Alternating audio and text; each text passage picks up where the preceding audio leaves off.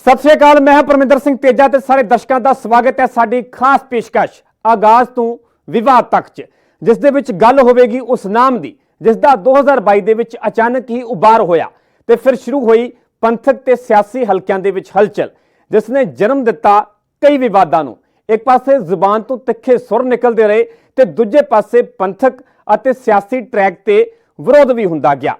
सो शुरुआत करते हैं उस शख्स के 2022 के पूरे सफर नूं बयान करदी साडी खास पेशकश आगाज तो विवाद तक।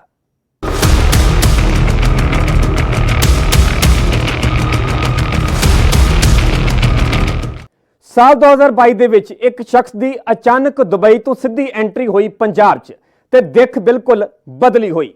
तुलना पहलियां तस्वीरां दे नाल कीती जावे तां पहचान करना भी मुश्किल ते वेखदियां ही वेखदियां अजिहा सुर्खियां दे विच आया कि हर पासे चर्चा शुरू होगी। इस सफर की शुरुआत का आधार बनी वारिस पंजाब दे जथेबंदी ते रस्मी आगाज होया संत जरनैल सिंह भिंडरांवाले दे पिंड तो। नाम अमृतपाल सिंह, पता पिंड जद्दूखेड़ा, जिला अमृतसर। सिक्ख्या 12वीं पास।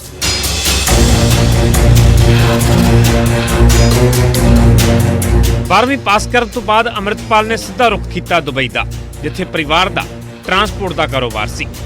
तां फिर अमृतपाल ने भी इस दे विच हथ वटाउणा शुरू कर दिता। तद तक अमृतपाल आम नौजवानों की तरह ही सी, clean shave, jean T shirt पाउण का शौकीन।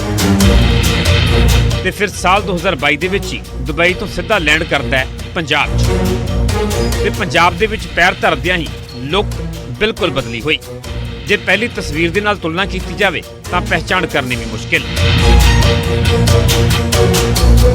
पहचान बदली तो फिर नज़र सी दीप सिद्धू वालों बनाएगी जथेबंदी ते। वारिस पंजाब दे जथेबंदी जिसका सरप्रस्तां सी दीप सिद्धू ते अमृतपाल ने पंथक हलकियां दे विच पैर धरन दे लई इसे जथेबंदी नूं आधार बना लिया। अमृतपाल नूं वारिस पंजाब के जथेबंदी का मुखी थापिया जा चुकिया सी, पर रस्मी ऐलान बाकी सी। पर सियासी ते पंथक हलकियां दे विच चर्चा शुरू हो चुकी सी। अमृतपाल की अचानक एंट्री तो हर कोई हैरान सी। हर एक दे जहन दे विच अनेकां ही सवाल सन कि अचानक एंट्री दे मायने की, इस दे पिछे है कौन है, मकसद की है। इन्हां सवालों के विचाले अमृतपाल दीयां सरगर्मियां जारी सन। नाम दे नाल मुखी वारिस पंजाब दे लग चुकिया सी, पर अमृतपाल दे वलों अजे अमृतपान करना बाकी सी। तां फिर पूरा सिੱਖੀ स्वरूप धारण करने का फैसला लिया ते स्थान चुनिया खालसे की धरती श्री आनंदपुर साहिब। 25 सितंबर 2022 नूं अमृतपाल वड्डी गिणती दे विच नौजवानों के नाल तख्त श्री केसगढ़ साहिब पहुंचिया ते अमृतपान कर लिया। ना सिर्फ अमृतपाल, होर भी वड्डी गिणती दे विच नौजवान गुरु दे लड़ लगे। इस दौरान नौजवानों का वड्डा इकट्ठ भी चर्चा का विषय बनिया।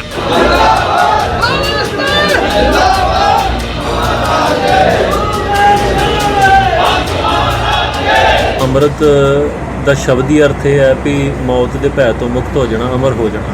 मृत का अर्थ होंदा मरिया, मुर्दा, ते ऐड़ा लग जाता तो अमृत हो जाता है। सो इस करके ये गुरु के चरणों सीस भेंट करने वाली गल है। कौम के नौजवानों ने जे कोई भी संघर्ष लड़ना किसी भी किस्म का, वो लिए जरूरी है भी वो खंडे बाटे की पहुँच सकन, छक के गुरु वाले बनन। उन्होंने विचों जिहड़े वकार ने, वकारां नूं काबू करके मौत के भै तो मुक्त होकर तो कोई भी कौमी संघर्ष फिर लड़ाया जा सकता। नौजवानों ने कदे भी अज तक पिठ नहीं विखाई कौम नूं। सो बहुत ज़्यादा सहयोग लोग जो साड़ी उम्मीद तो परे। अमृतपाल अमृतपान कर चुकिया सी, हुण वारी सी रस्मी ऐलान दी। जगह चुनी गई संत जरनैल सिंह भिंडरांवाले दा जद्दी पिंड रोडे ते पहरावा पूरा भिंडरांवाले वर्गा। गोल दस्तार, चिट्टा चोला ते पतला शरीर, हथ विच किरपान ते उसे चाल ढाल दे नाल अमृतपाल 29 सितंबर नूं पिंड रोडे च दस्तारबंदी समागम दे विच पहुंचिया।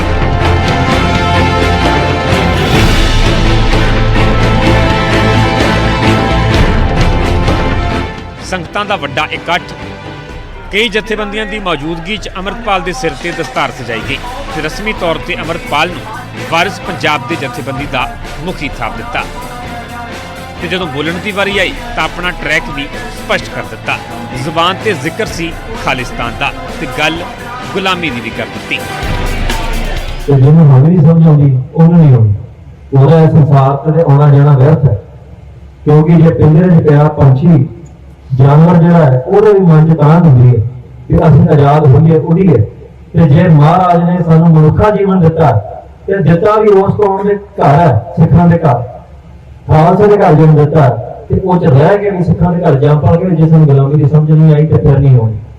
ਸੋ ਇਸ ਕਰਕੇ ਨਿਸ਼ਾਨੀਆਂ ਸੁਣਨੀਆਂ ਨੇ, ਗੁਲਾਮੀ ਕੀ ਹੈ ਵੀ ਪਤਾ ਕਰ ਲਿਆ, ਗੁਲਾਮੀ ਗਣੋ ਕੇ ਲੈਣੀ ਹੋ, ਇਸ ਗੱਲ ਤੇ ਚਰਚਾ ਕਰਨੀ ਹੈ। ਬੇਸ਼ੱਕ ਦਸਤਾਰਬੰਦੀ ਸਮਾਗਮ ਦੇ ਵਿੱਚ ਅੰਮ੍ਰਿਤਪਾਲ ਰਸਮੀ ਤੌਰ ਤੇ ਵਾਰਿਸ ਪੰਜਾਬ ਦੇ ਜਥੇਬੰਦੀ ਦਾ ਮੁਖੀ ਬਣ ਚੁੱਕਿਆ ਸੀ, ਪਰ ਜਿਸ ਦੀਪ ਸਿੱਧੂ ਦੀ ਜਥੇਬੰਦੀ ਦਾ ਅੰਮ੍ਰਿਤਪਾਲ ਨੇ ਆਸਰਾ ਲਿਆ, ਦੀਪ ਸਿੱਧੂ ਦੇ ਭਰਾ ਮਨਦੀਪ ਸਿੱਧੂ ਨੇ ਹੀ ਕਈ ਸਵਾਲ ਖੜੇ ਕਰ ਦਿੱਤੇ। ਅੰਮ੍ਰਿਤਪਾਲ ਦੇ ਨਾਲੋਂ ਖੁਦ ਨੂੰ ਵੱਖ ਕਰ ਲਿਆ ਤੇ ਜਥੇਬੰਦੀ ਨੂੰ ਹਾਈਜੈਕ ਤੱਕ ਕਰਨ ਦੇ ਇਲਜ਼ਾਮ ਲਗਾ ਦਿੱਤੇ ਤੇ ਅੰਮ੍ਰਿਤਪਾਲ ਦੇ ਪਿਛੋਕੜ ਦੀ ਵੀ ਜਾਂਚ ਕਰਵਾਉਣ ਦੀ ਮੰਗ ਰੱਖ ਦਿੱਤੀ। ਇੱਕ ਪਾਸੇ ਇਲਜ਼ਾਮਾਂ ਦੀ ਝੜੀ ਸੀ, ਵਿਰੋਧ ਦਾ ਮੁੱਢ ਵੱਜ ਚੁੱਕਿਆ ਸੀ, ਤਾਂ ਦੂਜੇ ਪਾਸੇ ਅੰਮ੍ਰਿਤਪਾਲ ਹੋਰ ਸਥਾਪਿਤ ਹੋ ਰਿਹਾ ਸੀ। ਨੌਜਵਾਨਾਂ ਦਾ ਵੀ ਭਰਵਾਂ ਹੁੰਗਾਰਾ ਮਿਲ ਰਿਹਾ ਸੀ। ਇਸੇ ਤਰ੍ਹਾਂ ਸਫ਼ਰ ਅੱਗੇ ਵਧਦਾ ਗਿਆ।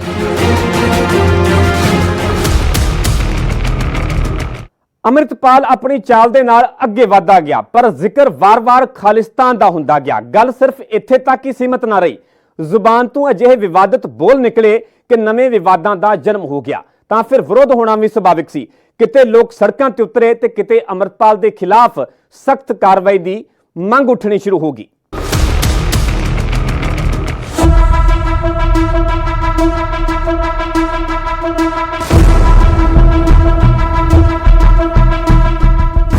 ਵਾਰਿਸ ਪੰਜਾਬ ਦੇ ਜਥੇਬੰਦੀ ਦੇ ਮੁਖੀ ਅੰਮ੍ਰਿਤਪਾਲ ਦੇ ਵੱਲੋਂ ਨੌਜਵਾਨਾਂ ਨੂੰ ਵੱਡੀ ਗਿਣਤੀ ਦੇ ਵਿੱਚ ਨਾਲ ਜੋੜਨਾ, ਨੌਜਵਾਨਾਂ ਨੂੰ ਅੰਮ੍ਰਿਤ ਛਕਣ ਦੇ ਲਈ ਪ੍ਰੇਰਿਤ ਕਰਨਾ, ਪੰਥਕ ਮੁੱਦਿਆਂ ਤੇ ਆਪਣੀ ਗੱਲ ਰੱਖਣਾ, ਸਿੱਖੀ ਦਾ ਪ੍ਰਚਾਰ ਕਰਨਾ, ਇਸ ਤੇ ਤਾਂ ਕਿਸੇ ਨੂੰ ਕੋਈ ਵੀ ਇਤਰਾਜ਼ ਨਹੀਂ ਹੋ ਸਕਦਾ।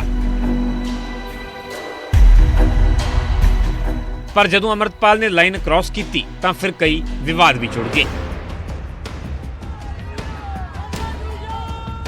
ਖੁੱਲ੍ਹ ਕੇ ਵਿਰੋਧ ਵੀ ਹੋਇਆ, ਸੜਕਾਂ ਤੇ ਪ੍ਰਦਰਸ਼ਨ ਹੋਏ ਤੇ ਕਾਰਵਾਈ ਦੀ ਮੰਗ ਰੱਖੀ ਗਈ।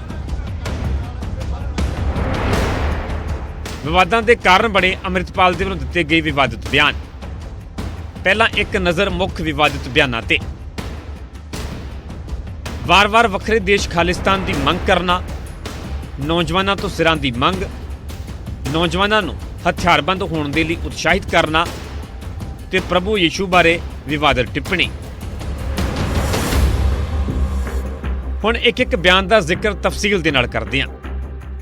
ਜਦੋਂ ਪੰਜਾਬ ਦੇ ਸਰਹੱਦੀ ਇਲਾਕਿਆਂ 'ਚ ਧਰਮ ਪਰਿਵਰਤਨ ਦਾ ਮੁੱਦਾ ਬਣਿਆ, ਕਈ ਸਿੱਖ ਈਸਾਈ ਧਰਮ ਨੂੰ ਧਾਰਨ ਕਰ ਰਹੇ ਸਨ, ਇਲਜ਼ਾਮ ਜ਼ਬਰਦਸਤੀ ਧਰਮ ਪਰਿਵਰਤਨ ਦੇ ਲੱਗ ਰਹੇ ਸਨ, ਤਾਂ ਇਸੇ ਦੌਰਾਨ ਅੰਮ੍ਰਿਤਪਾਲ ਨੇ ਪ੍ਰਭੂ ਯਿਸੂ ਬਾਰੇ ਅਜਿਹਾ ਵਿਵਾਦਿਤ ਬਿਆਨ ਦਿੱਤਾ ਤਾਂ ਈਸਾਈ ਭਾਈਚਾਰੇ ਨੂੰ ਡੂੰਘੀ ਠੇਸ ਪਹੁੰਚੀ। ਵਿਰੋਧ ਹੋਣਾ ਸ਼ੁਰੂ ਹੋਇਆ। ਈਸਾਈ ਭਾਈਚਾਰਾ ਸੜਕਾਂ ਤੇ ਉਤਰ ਆਇਆ। ਜਲੰਧਰ ਦੇ ਵਿੱਚ ਈਸਾਈ ਭਾਈਚਾਰੇ ਨੇ ਅੰਮ੍ਰਿਤਪਾਲ ਦੇ ਖਿਲਾਫ ਵੱਡਾ ਪ੍ਰਦਰਸ਼ਨ ਕਰ ਦਿੱਤਾ ਤੇ ਅੰਮ੍ਰਿਤਪਾਲ ਦੇ ਖਿਲਾਫ ਸਖਤ ਕਾਰਵਾਈ ਦੀ ਮੰਗ ਕੀਤੀ ਗਈ। ਗੁਰੂ ਪੈਗੰਬਰ ਕੋਈ ਵੀ ਆਪਣੇ ਆਪ ਨੂੰ ਬਚਾਉਣ ਲਈ ਨਹੀਂ ਆਇਆ, ਉਹ ਦੁਨੀਆ ਨੂੰ ਬਚਾਉਣ ਵਾਸਤੇ ਆਇਆ ਔਰ ਦੁਨੀਆ ਨੂੰ ਬਚਾਉਣ ਵਾਸਤੇ ਉਹਨਾਂ ਨੇ ਕੁਰਬਾਨੀਆਂ ਕੀਤੀਆਂ। ਹਰ ਧਰਮ ਦੇ ਗੁਰੂ ਨੇ ਕੁਰਬਾਨੀਆਂ ਕੀਤੀਆਂ। ਕਿਸੇ ਨੂੰ ਕੋਈ ਅਧਿਕਾਰ ਨਹੀਂ ਕਿ ਕੋਈ ਉਹਦੇ ਉੱਤੇ ਟਿੱਪਣੀ ਕਰੇ। ਸਾਡੀ ਮੰਗ ਇਹ ਆ ਸਰਕਾਰ ਉਹਦੇ ਉੱਤੇ ਕਾਰਵਾਈ ਕਰੇ ਔਰ ਜਲਦ ਤੋਂ ਜਲਦ ਕਾਰਵਾਈ ਕਰਕੇ ਉਹਨੂੰ ਗ੍ਰਿਫਤਾਰ ਕਰੇ। ਜ਼ਿਕਰ ਅੰਮ੍ਰਿਤਪਾਲ ਦੇ ਦੂਜੇ ਵਿਵਾਦਿਤ ਬਿਆਨ ਦਾ। ਜਦੋਂ ਨੌਜਵਾਨਾਂ ਦਾ ਵੱਡਾ ਤਬਕਾ ਅੰਮ੍ਰਿਤਪਾਲ ਦੇ ਹੱਕ ਦੇ ਵਿੱਚ ਨਿਤਰਿਆ, ਕਾਫਲਾ ਹੋਰ ਵੱਡਾ ਹੋ ਰਿਹਾ ਸੀ, ਤਾਂ ਇਸੇ ਦੌਰਾਨ ਹੀ ਅੰਮ੍ਰਿਤਪਾਲ ਨੇ ਇੱਕ ਹੋਰ ਵਿਵਾਦਿਤ ਬਿਆਨ ਦੇ ਦਿੱਤਾ। ਸਿੱਧੀ ਨੌਜਵਾਨਾਂ ਦੇ ਸਿਰਾਂ ਦੀ ਮੰਗ ਰੱਖ ਦਿੱਤੀ ਤੇ ਇੱਥੋਂ ਤੱਕ ਕਹਿ ਦਿੱਤਾ ਕਿ ਜਿਹੜੇ ਨੌਜਵਾਨ ਸਿਰ ਦੇਣ ਦੇ ਲਈ ਤਿਆਰ ਨੇ, ਆਪਣਾ ਨਾਮ ਲਿਖਾ ਜਾਣ। ਕਿਸੇ ਪੈਗੰਬਰ ਨੇ ਕੁਝ ਮੰਗਿਆ ਕੌਮਾਂ ਦੇ ਕੋਲ, ਕਿਸੇ ਨੇ ਕੁਝ ਮੰਗਿਆ। ਗੁਰੂ ਨੇ ਕੀ ਮੰਗਿਆ? ਜੋ ਤੋ ਪ੍ਰੇਮ ਖੇਲਣ ਕਾ ਚਾਓ, ਸਿਰ ਧਰ ਤਲੀ ਗਲੀ ਮੇਰੀ ਆਓ। ਇਸ ਕਰਕੇ ਇਸ ਹੀਸ ਤਲੀ ਤੇ ਧਰਨਾ, ਆਪਣੀ ਮਾਤਾ ਦੀ ਗੁਰੂ ਦੇ ਚਰਨਾਂ 'ਚ ਭੇਟ ਕਰਨੀ ਹੈ। ਤੇ ਕਈ ਕਹਿੰਦੇ ਸੀ ਤਤੀਆਂ ਗੱਲਾਂ, ਤੁਸੀਂ ਸੀਸ ਮੰਗਦੇ ਹੋ। ਸੀਸ ਮੈਂ ਨਹੀਂ ਮੰਗਿਆ, ਸੀਸ ਕਲਗੀਧਰ ਪਾਤਸ਼ਾਹ ਨੇ ਮੰਗਿਆ ਸੀ। ਸੀਸ ਕਲਗੀਧਰ ਪਾਤਸ਼ਾਹ ਰੋਜ਼ ਮੰਗਦੇ ਨੇ। ਹਰ ਸਿੱਖ ਦੇ ਕੋਲੋਂ ਕਲਗੀਧਰ ਪਾਤਸ਼ਾਹ ਦੀ ਇੱਕੋ ਮੰਗ ਹੈ ਕਿ ਆਪਣਾ ਸੀਸ, ਆਪਣੀ ਮੱਤ ਇਹ ਮੇਰੇ ਚਰਨਾਂ 'ਚ ਰੱਖ ਦੇ। ਜਦੋਂ ਸੂਬੇ 'ਚ ਵਾਪਰਦੀਆਂ ਘਟਨਾਵਾਂ ਚਿੰਤਾ ਦਾ ਵਿਸ਼ਾ ਹੋਣ, ਸਰਕਾਰ ਦਾ ਗਨ ਕਲਚਰ ਦੇ ਖਿਲਾਫ ਐਕਸ਼ਨ ਜਾਰੀ ਹੋਵੇ, ਹਥਿਆਰਾਂ ਦੀ ਨੁਮਾਇਸ਼ ਤੇ ਪਾਬੰਦੀ ਹੋਵੇ, ਤਾਂ ਦੂਜੇ ਪਾਸੇ ਅੰਮ੍ਰਿਤਪਾਲ ਨੌਜਵਾਨਾਂ ਨੂੰ ਹਥਿਆਰਬੰਦ ਹੋਣ ਦੇ ਲਈ ਉਤਸ਼ਾਹਿਤ ਕਰਦਾ ਹੈ। ਪੰਜਾਬ 'ਚ ਹਥਿਆਰਾਂ ਦੀ ਇੱਕ ਰਵਾਇਤ ਆ। ਗੁਰੂ ਸਾਹਿਬ ਨੇ ਕਿਹਾ ਬਿਨ ਸ਼ਸਤਰਨ ਕੇਸਨ ਦਿਓ ਨਾ ਦਿਦਾਰੇ, ਵੀ ਸ਼ਸਤਰਾਂ ਤੋਂ ਬਿਨਾਂ ਤੇ ਕੇਸਾਂ ਤੋਂ ਬਿਨਾਂ ਮੈਂ ਦਿਦਾਰੇ ਨਹੀਂ ਦੇਣੇ ਕਿਸੇ ਨੂੰ। ਸੋ ਇਹ ਤੇ ਮਹਾਰਾਜ ਦੇ ਸ਼ਸਤਰ ਆ। ਜੇ ਕਿਸੇ ਨੇ ਅਸਲ 'ਚ ਸਮਾਜ ਸੁਧਾਰ ਕਰਨਾ ਹੈ ਤੇ ਉਹਦੇ ਹੱਥ ਤੇ ਚਾਹੀਦਾ ਹੀ ਹੈ। ਅੰਮ੍ਰਿਤਪਾਲ ਪੰਥਕ ਟਰੈਕ ਤੇ ਉਤਰਦਿਆਂ ਆਪਣਾ ਏਜੰਡਾ ਸਪਸ਼ਟ ਕਰ ਦਿੰਦਾ ਹੈ। ਮੰਗ ਵੱਖਰੇ ਦੇਸ਼ ਖਾਲਿਸਤਾਨ ਦੀ ਕਰਦਾ ਹੈ। ਅੰਮ੍ਰਿਤਪਾਲ ਦਾ ਇਹ ਮੰਨਣਾ ਹੈ ਕਿ ਅਸੀਂ ਅੱਜ ਵੀ ਗੁਲਾਮ ਹਾਂ, ਅਸੀਂ ਗੁਲਾਮ ਸੋਚ ਦੀ ਧਾਰਨੀ ਹਾਂ ਤੇ ਸਾਡਾ ਆਪਣਾ ਵਜੂਦ ਨਹੀਂ ਹੈ। ਤੇ ਅੰਮ੍ਰਿਤਪਾਲ ਖਾਲਿਸਤਾਨ ਨੂੰ ਇਸ ਦੇ ਹੱਲ ਵਜੋਂ ਪੇਸ਼ ਕਰਦਾ ਹੈ।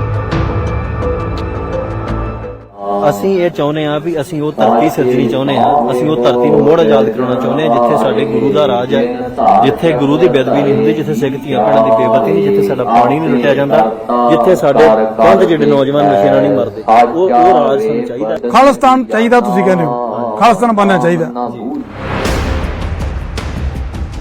ਅੰਮ੍ਰਿਤਪਾਲ ਨੇ ਜੋ ਆਗਾਜ਼ ਪੰਥਕ ਟਰੈਕ ਤੋਂ ਕੀਤਾ, ਪਰ ਵਿਵਾਦਿਤ ਬਿਆਨਾਂ ਦੇ ਕਾਰਨ ਹਰ ਕੋਈ ਅੰਮ੍ਰਿਤਪਾਲ ਨੂੰ ਆਪਣੇ ਨਜ਼ਰੀਏ ਦੇ ਨਾਲ ਵੇਖਣ ਲੱਗਿਆ। ਤਿੰਨਾਂ ਬਿਆਨਾਂ ਤੇ ਵਿਰੋਧ ਦੇ ਵਿਚਾਲੇ ਅੰਮ੍ਰਿਤਪਾਲ ਦੇ ਕਦਮ ਅੱਗੇ ਵਧਦੇ ਗਏ।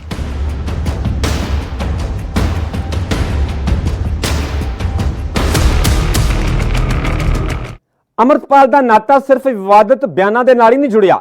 ਸੂਬੇ ਦੇ ਵਿੱਚ ਕੁਝ ਅਜਿਹੀਆਂ ਘਟਨਾਵਾਂ ਵਾਪਰੀਆਂ, ਸਮਰਥਕਾਂ ਦੇ ਵੱਲੋਂ ਅਜਿਹੀਆਂ ਕਾਰਵਾਈਆਂ ਕੀਤੀਆਂ ਗਈਆਂ ਤਾਂ ਇੱਥੇ ਵੀ ਜ਼ਿਕਰ ਅੰਮ੍ਰਿਤਪਾਲ ਦਾ ਹੋਇਆ ਤਾਂ ਤਰ੍ਹਾਂ ਤਰ੍ਹਾਂ ਦੇ ਪ੍ਰਤੀਕਰਮ ਸਾਹਮਣੇ ਆਏ।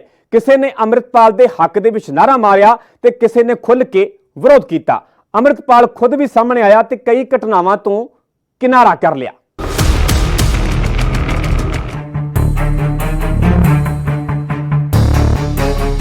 ਅੰਮ੍ਰਿਤਪਾਲ ਆਪਣੇ ਅੰਦਾਜ਼ ਦੇ ਵਿੱਚ ਕਦਮ ਅੱਗੇ ਵਧਾ ਰਿਹਾ ਸੀ।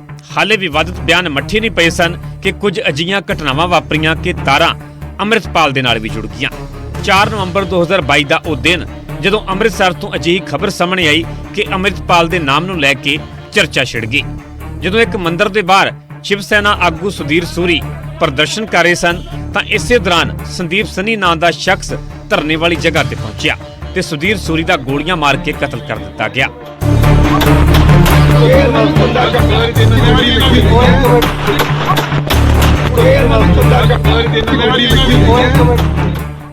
ਤੇ ਮੁਲਜ਼ਮ ਦੀ ਗੱਡੀ ਤੇ ਜੋ ਸਟicker ਨਜ਼ਰ ਆਇਆ ਉਹ ਅੰਮ੍ਰਿਤਪਾਲ ਦੀ ਜਥੇਬੰਦੀ ਦਾ ਸੀ। ਗੱਡੀ 'ਚੋਂ ਹੋਰ ਵੀ ਸਮੱਗਰੀ ਮਿਲੀ।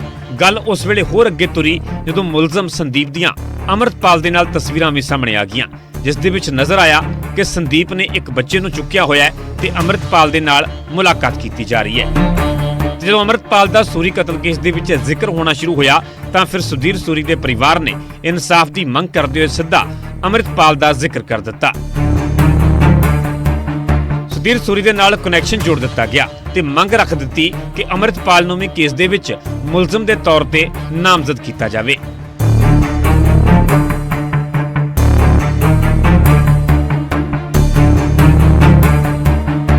ਅੰਮ੍ਰਿਤਪਾਲ जिस तरीके ਦੇ ਨਾਲ 2 ਦਿਨ ਪਹਿਲੇ ਅੰਮ੍ਰਿਤ ਛਕਾਇਆ ਗਿਆ ਔਰ ਫਿਰ ਜੋ ਕੀਤਾ ਗਿਆ ਉਹਦੇ ਅਕੋਰਡਿੰਗਲੀ ਤੇ ਪੂਰਾ ਉਹਦਾ ਹੱਥ। ਹਾਲਾਂਕਿ ਜਦੋਂ ਸੁਧੀਰ ਸੂਰੀ ਕਤਲ ਕੇਸ ਦੇ ਵਿੱਚ ਅੰਮ੍ਰਿਤਪਾਲ ਦਾ ਜ਼ਿਕਰ ਹੋਇਆ ਤਾਂ ਅੰਮ੍ਰਿਤਪਾਲ ਖੁਦ ਸਾਹਮਣੇ ਆਇਆ ਤੇ ਮੁਲਜ਼ਮ ਸੰਦੀਪ ਸਨੀ ਤੋਂ ਖੁਦ ਨੂੰ ਵੱਖ ਕਰ ਲਿਆ। ਹੁਣ ਜ਼ਿਕਰ ਅਗਲੀ ਘਟਨਾ ਦਾ। 9 ਦਸੰਬਰ 2022 ਨੂੰ ਕਪੂਰਥਲਾ ਦੇ ਗੁਰੂ ਘਰ ਤੋਂ ਅਜਿਹੀਆਂ ਤਸਵੀਰਾਂ ਸਾਹਮਣੇ ਆਈਆਂ ਜਿਸ ਕਾਰਨ ਅੰਮ੍ਰਿਤਪਾਲ ਮੁੜ ਸਵਾਲਾਂ ਦੇ ਵਿੱਚ ਘਿਰ ਗਿਆ। ਦਰਅਸਲ ਮਾਮਲਾ ਕਪੂਰਥਲਾ ਦੇ ਪਿੰਡ ਬਿਹਾਰੀਪੁਰ ਦੇ ਗੁਰੂ ਘਰ ਦਾ ਹੈ, ਜਿੱਥੇ ਅਚਾਨਕ ਅੰਮ੍ਰਿਤਪਾਲ ਦੇ ਸਮਰਥਕ ਪਹੁੰਚੇ ਤੇ ਗੁਰਦੁਆਰਾ ਸਾਹਿਬ ਦੇ ਵਿੱਚ ਰੱਖੇ ਗਏ ਬੈਂਚ ਬਾਹਰ ਕੱਢ ਦਿੱਤੇ। ਪਹਿਲਾਂ ਬੈਂਚਾਂ ਨੂੰ ਤੋੜਿਆ ਗਿਆ ਤੇ ਫਿਰ ਬੈਂਚਾਂ ਨੂੰ ਅੱਗ ਦੇ ਹਵਾਲੇ ਕਰ ਦਿੱਤਾ। ਜੇ ਗੁਰੂ ਸਾਹਿਬ ਤਖਤ ਤੇ ਬੈਠੇ ਤਾਂ ਆਪਾਂ ਪੁੰਜੇ ਬਹਿਣਾ ਵਾ। ਜੇ ਗੁਰੂ ਸਾਹਿਬ ਪੁੰਜੇ ਬੈਠੇ ਸਹੀ ਮਿੰਟ ਤੇ ਸਾਨੂੰ ਟੋਆ ਕੱਢ ਕੇ ਬਹਿ ਜਾਣਾ ਚਾਹੀਦਾ। ਭਾਈ ਸਾਹਿਬ ਕਹਿੰਦੇ ਆ ਸਾਨੂੰ ਟੋਆ ਕੱਢ ਕੇ ਥੱਲੇ ਬਹਿ ਜਾਣਾ ਚਾਹੀਦਾ ਵਾ, ਪਰ ਅਸੀਂ ਉਹਦੇ ਬਰਾਬਰ ਬੈਠੇ ਆ। ਇਹ ਲੱਕੜ ਇੰਨੀ ਭ੍ਰਿਸ਼ਟ ਹੋ ਚੁੱਕੀ ਆ, ਇਹ ਲੱਕੜ ਇੰਨੀ ਭ੍ਰਿਸ਼ਟ ਹੋ ਚੁੱਕੀ ਆ, ਗੁਰੂ ਦੇ ਬਰਾਬਰ ਬੈਠੀ ਹੈ ਲੱਕੜ, ਬੈਠੀ ਹੈ ਇੰਨੀ ਭ੍ਰਿਸ਼ਟ ਹੋ ਚੁੱਕੀ ਵੀ ਇਹਨੂੰ ਅਗਨ ਭੇਂਟ ਹੀ ਕਰਨਾ ਹੋ। ਅਜੇ ਕਪੂਰਥਲਾ ਵਾਲਾ ਮਾਮਲਾ ਠੰਡਾ ਨਹੀਂ ਹੋਇਆ ਸੀ ਕਿ 13 ਦਸੰਬਰ 2022 ਨੂੰ ਜਲੰਧਰ ਤੋਂ ਵੀ ਅਜਿਹੀਆਂ ਹੀ ਤਸਵੀਰਾਂ ਸਾਹਮਣੇ ਆ ਗਈਆਂ। ਮਾਮਲਾ ਜਲੰਧਰ ਦੇ ਮਾਡਲ ਟਾਊਨ ਦੇ ਗੁਰਦੁਆਰਾ ਸ੍ਰੀ ਗੁਰੂ ਸਿੰਘ ਸਭਾ ਦੇ ਨਾਲ ਜੁੜਿਆ ਹੋਇਆ ਹੈ। ਅੰਮ੍ਰਿਤਪਾਲ ਦੇ ਸਮਰਥਕ ਗੁਰੂ ਘਰ ਦੇ ਵਿੱਚ ਪਹੁੰਚੇ ਤੇ ਗੁਰਦੁਆਰਾ ਸਾਹਿਬ ਦੇ ਵਿੱਚ ਰੱਖੇ ਗਏ ਬੈਂਚ ਬਾਹਰ ਕੱਢ ਦਿੱਤੇ। ਪਹਿਲਾਂ ਬੈਂਚਾਂ ਨੂੰ ਤੋੜਿਆ ਗਿਆ ਤੇ ਫਿਰ ਬੈਂਚਾਂ ਨੂੰ ਅੱਗ ਦੇ ਹਵਾਲੇ ਕਰ ਦਿੱਤਾ। ਤੇ ਕਪੂਰਥਲਾ ਦੀ ਤਰ੍ਹਾਂ ਹੀ ਗੁਰੂ ਘਰ ਦੇ ਵਿੱਚ ਲੱਗੇ ਬੈਂਚ ਬਾਹਰ ਕੱਢ ਦਿੱਤੇ। ਬੁਰੀ ਤਰ੍ਹਾਂ ਭੰਨਤੋੜ ਕੀਤੀ ਤੇ ਫਿਰ ਬੈਂਚਾਂ ਨੂੰ ਅੱਗ ਦੇ ਹਵਾਲੇ ਕਰ ਦਿੱਤਾ। ਜੋ ਇਹ ਕੀਤਾ ਬਾਬਾ ਜੀ ਦੀ ਕਮੇਟੀ ਨੇ ਜਾਂ ਸੰਗਤ ਨੇ ਬਹੁਤ ਹੀ ਵਧੀਆ ਕੀਤਾ ਵਾ। ਤੁਸੀਂ ਪਹਿਲਾਂ ਤੋਂ ਡੱਕਦੇ ਆ ਰਹੇ ਸੀ ਇਸ ਗੱਲ ਨੂੰ ਕਹਿੰਦੇ ਸੀ ਪਰ ਕੋਈ ਸੁਣਦਾ ਨਹੀਂ, ਕਿਉਂਕਿ ਕਮੇਟੀ ਵੀ ਸਾਰੀ ਉਸ ਤਰੀਕੇ ਦੀ ਸੀ। ਤੇ ਹੁਣ ਜੋ ਕੁਝ ਕਰਦਾ ਭਾਈ ਸਾਹਿਬ ਨੇ ਬਹੁਤ ਹੀ ਵਧੀਆ ਕੀਤਾ। ਜਦੋਂ ਦੋ ਗੁਰੂ ਘਰਾਂ ਤੋਂ ਅਜਿਹੀਆਂ ਤਸਵੀਰਾਂ ਕੈਮਰੇ ਦੇ ਵਿੱਚ ਕੈਦ ਹੋਈਆਂ ਤਾਂ ਫਿਰ ਅਜਿਹੀ ਕਾਰਵਾਈ ਦਾ ਵਿਰੋਧ ਵੀ ਹੋਇਆ।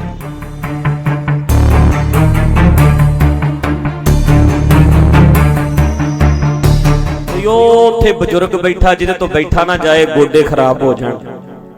ਉਹ ਆਖੇ ਵੀ ਮੈਂ ਕੋਈ ਗੁਰੂ ਦਾ ਸ਼ਰੀਕ ਥੋੜਾ, ਮੈਂ ਤੇ ਬੱਚਿਆਂ ਲਈ ਆਇਆ, ਮਹਾਰਾਜ ਸੁੱਖ ਰੱਖੇ। ਅਸੀਂ ਤੇ ਆਪਣੇ ਘਰ ਦੀ ਸ਼ਾਂਤੀ ਸੁੱਖ ਮੰਗਦੇ ਆ। ਗੋਡੇ ਨਵੇਂ ਪਵਾਏ ਆ, ਬੈਠ ਨਹੀਂ ਹੁੰਦਾ। ਮੈਂ ਮਜਬੂਰੀ ਬਸ ਪਿੱਛੇ ਬਹਿ ਗਿਆ। ਕੋਈ ਬਜ਼ੁਰਗ ਮਾਤਾ ਆ ਗਈ, ਉਹ ਵਿਚਾਰੀ ਪਿੱਛੇ ਬਹਿ ਕੇ ਬੈਠੀ, ਕਹਿੰਦੀ ਕਿਤੇ ਬਹਿ ਨਹੀਂ ਹੁੰਦਾ। ਉਹ ਕੋਈ ਗੁਰੂ ਦੇ ਸ਼ਰੀਕ ਨਹੀਂ ਬਣਦੇ। ਉਹ ਇਹ ਨਹੀਂ ਸੋਚਦੇ ਵੀ ਸਾਹਮਣੇ ਗੁਰੂ ਗ੍ਰੰਥ ਸਾਹਿਬ ਦਾ ਤਖਤ ਲੱਗਾ, ਮੈਂ ਵੀ ਬਰਾਬਰ ਤਖਤ ਲਾਇਆ। ਇਦਾਂ ਸੋਚਦੇ ਆ ਭਲਾ ਪਿੱਛੇ ਬੈਠੇ। ਉਹਨਾਂ ਨੂੰ ਪਿਆਰ ਦਾ ਰਸਤਾ ਅਪਣਾਉਣਾ ਚਾਹੀਦਾ। ਜਿਹੜਾ ਇਹ ਰਸਤਾ ਵਾ ਕਿ ਕੱਢ ਕੇ ਬਾਹਰ ਸਾੜ ਦਿਓ, ਭੰਨ ਦਿਓ, ਇਹਦੇ ਨਾਲ ਇੱਕ ਤਾਲੇਬਾਨੀ ਜਿਹੜਾ ਤਰੀਕਾ ਨਾ ਉਹ ਸਾਹਮਣੇ ਆਉਂਦਾ, ਉਹਨੂੰ ਸੰਗਤ ਐਕਸੈਪਟ ਨਹੀਂ ਕਰਦੀ। ਮੈਂ ਅਪੀਲ ਕਰਨਾ ਚਾਹੁੰਦਾ ਭਾਈ ਅਮਰਤਪਾਲ ਸਿੰਘ ਹੁਣਾਂ ਨੂੰ ਕਿ ਜਿਹੜਾ ਤੁਸੀਂ ਅਕਾਲ ਤਖਤ ਸਾਹਿਬ ਦੇ ਹੁਕਮ ਨੂੰ ਲਾਗੂ ਕਰਵਾ ਰਹੇ ਹੋ, ਪਿਆਰ ਦੇ ਰਸਤੇ ਨਾਲ ਕਰਾਓ। ਕਿ ਅੱਜ ਜਿਹੜਾ ਸਮਾਂ ਹੈ ਉਹ ਹੋਰ ਤਰ੍ਹਾਂ ਦਾ ਹੈ। ਹਰ ਗੱਲ ਨੂੰ ਚਾਹੇ ਅਸੀਂ ਗੁਰਮਰਿਆਦਾ ਲਾਗੂ ਕਰਾ ਰਹੇ ਹਾਂ, ਪਰ ਲਾਗੂ ਕਰਾਉਣ ਦਾ ਤਰੀਕਾ ਵੀ ਸਾਡਾ ਗੁਰਮਰਿਆਦਾ ਅਨੁਸਾਰ ਹੋਣਾ ਚਾਹੀਦਾ। ਇੱਕ ਤਾਂ ਇਹ ਗੁਰੂ ਘਰਾਂ ਦੀ ਪ੍ਰਾਪਰਟੀ ਹੈ।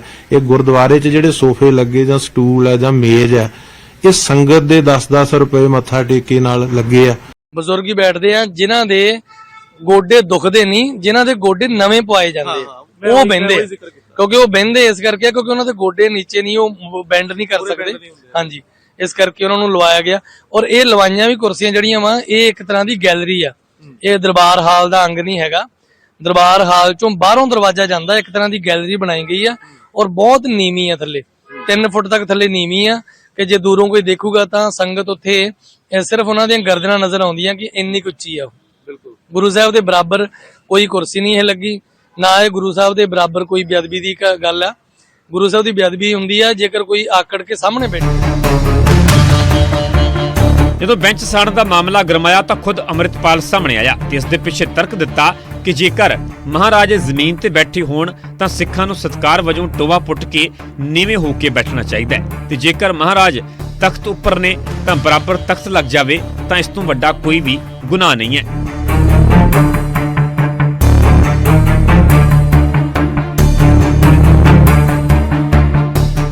ਜੇ ਮਹਾਰਾਜ ਜ਼ਮੀਨ ਤੇ ਬੈਠੇ ਹੋਣ, ਸਿੱਖਾਂ ਨੂੰ ਸਤਿਕਾਰ ਵਜੋਂ ਟੋਆ ਪੁੱਟ ਕੇ ਤੇ ਨੀਵੇਂ ਹੋ ਕੇ ਬਹਿਣਾ ਚਾਹੀਦਾ। ਤੇ ਜੇ ਮਹਾਰਾਜ ਤਖਤ ਤੇ ਨੇ, ਉਹਦੀ ਹਜ਼ੂਰੀ ਦੇ ਵਿੱਚ ਕੋਈ ਦੂਜਾ ਤਖਤ ਲੱਗ ਜਾਵੇ, ਇਹ ਬੜੇ ਵੱਡੇ ਗੁਨਾਹ ਦੀ ਗੱਲ ਹੈ। ਗੁਨਾਹ ਨੂੰ ਸ਼ਬਦੀ ਰੂਪ 'ਚ ਬਿਆਨ ਨਹੀਂ ਕੀਤਾ ਜਾ ਸਕਦਾ। ਕਈ ਅਜਿਹੀਆਂ ਘਟਨਾਵਾਂ ਤੇ ਵਿਰੋਧ ਹੋਇਆ ਤੇ ਅੰਮ੍ਰਿਤਪਾਲ ਨੇ ਆਪਣੀ ਸਫਾਈ ਵੀ ਦਿੱਤੀ ਤੇ ਇਸ ਦੇ ਵਿਚਾਲੇ ਇੱਕ ਪਾਸੇ ਅੰਮ੍ਰਿਤਪਾਲ ਦਾ ਪੰਥਕ ਟਰੈਕ ਜਾਰੀ ਰਿਹਾ, ਪਰ ਨਾਲ ਹੀ ਕਈ ਵਿਵਾਦ ਵੀ ਜੁੜਦੇ ਗਏ।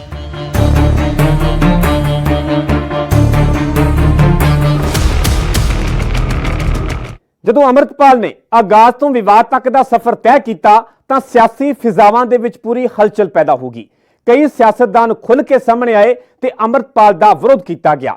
ਕਿਸੇ ਨੇ ਵਿਵਾਦਿਤ ਬਿਆਨਾਂ ਤੇ ਇਤਰਾਜ਼ ਜਤਾਇਆ ਤੇ ਕਈਆਂ ਨੇ ਅੰਮ੍ਰਿਤਪਾਲ ਦੇ ਏਜੰਡੇ ਤੇ ਸਵਾਲ ਖੜੇ ਕਰ ਦਿੱਤੇ ਤੇ ਕਈਆਂ ਨੇ ਦੱਬੀ ਆਵਾਜ਼ ਦੇ ਵਿੱਚ ਬੋਲਣਾ ਹੀ ਬਿਹਤਰ ਸਮਝਿਆ।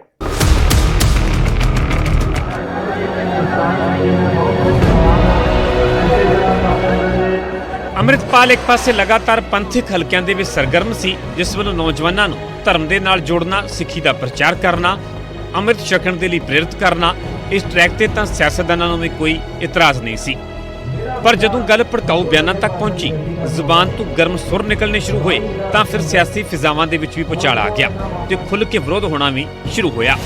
ਹਾਲਾਂਕਿ ਕੋਈ ਖੁੱਲ੍ਹ ਕੇ ਬੋਲਿਆ ਤੇ ਕੋਈ ਦੱਬੀ ਆਵਾਜ਼ ਦੇ ਵਿੱਚ। ਜਦੋਂ ਬੋਲਣ ਦੀ ਵਾਰੀ ਅਕਾਲੀ ਆਗੂ ਬਿਕਰਮ ਮਜੀਠੀਆ ਦੀ ਆਈ ਤਾਂ ਅੰਮ੍ਰਿਤਪਾਲ ਨੂੰ ਨਕਲੀ ਤੱਕ ਦੱਸ ਦਿੱਤਾ ਤੇ ਪੰਜਾਬ ਦਾ ਮਾਹੌਲ ਖਰਾਬ ਕਰਨ ਦੇ ਇਲਜ਼ਾਮ ਲਗਾ ਦਿੱਤੇ।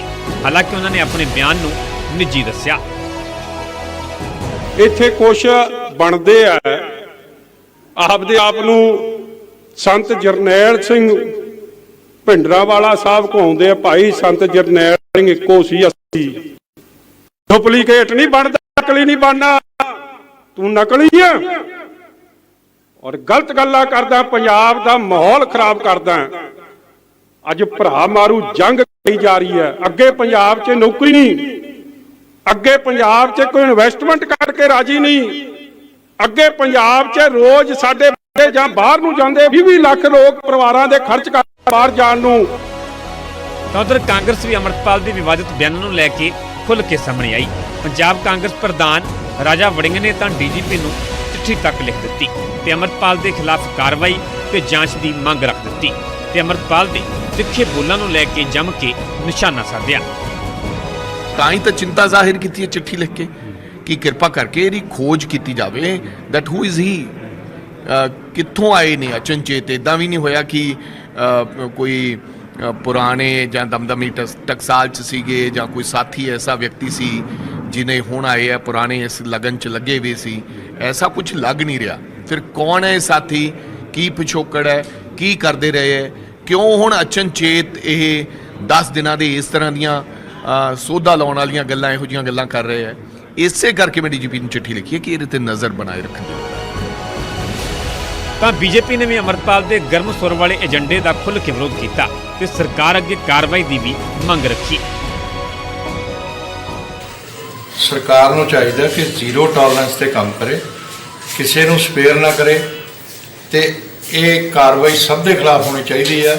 ਅੰਮ੍ਰਿਤਪਾਲ ਨੂੰ ਵੀ ਸਪੇਅਰ ਨਹੀਂ ਕਰਨਾ ਚਾਹੀਦਾ, ਬਾਕੀ ਲੋਕਾਂ ਨੂੰ ਨਹੀਂ ਕਰਨਾ ਚਾਹੀਦਾ, ਚਾਹੇ ਉਹ ਹਿੰਦੂ ਹੋਵੇ, ਚਾਹੇ ਸਿੱਖ ਹੋਵੇ, ਚਾਹੇ ਕ੍ਰਿਸਚੀਅਨ ਹੋਵੇ।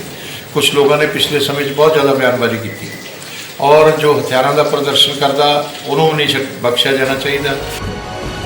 ਹਾਲਾਂਕਿ ਸਮਰਥਕ ਆਪਣੇ ਤਰਕ ਨਾਲ ਅੰਮ੍ਰਿਤਪਾਲ ਦਾ ਬਚਾਅ ਕਰਦੇ ਰਹੇ ਤੇ ਹਵਾਲਾ ਵੱਡੀ ਗਿਣਤੀ 'ਚ ਨੌਜਵਾਨਾਂ ਨੂੰ ਅੰਮ੍ਰਿਤ ਛਕਾਉਣ ਦੇ ਲਈ ਪ੍ਰੇਰਿਤ ਕਰਨ ਦਾ ਵੀ ਦਿੱਤਾ। ਬਹੁਤ ਵਧੀਆ ਭਾਵਨਾ ਜੀ, ਉਹਨਾਂ ਦੀ ਜਿਹੜੀ ਸੋਚ ਆ ਉਹਨਾਂ ਦੀ ਬਹੁਤ ਵਧੀਆ ਸਿੱਖਾਂ ਪ੍ਰਤੀ ਹੈ ਜਿਹੜੀ। ਕਦੋਂ ਤੋਂ ਸੁਣਦੇ ਆ ਰਹੇ? ਬਸ ਇਹਨੂੰ 2 ਮਹੀਨੇ ਹੋ ਗਏ ਜ਼ਿਆਦਾ ਤਾਂ ਸੁਣਦੇ ਨੂੰ।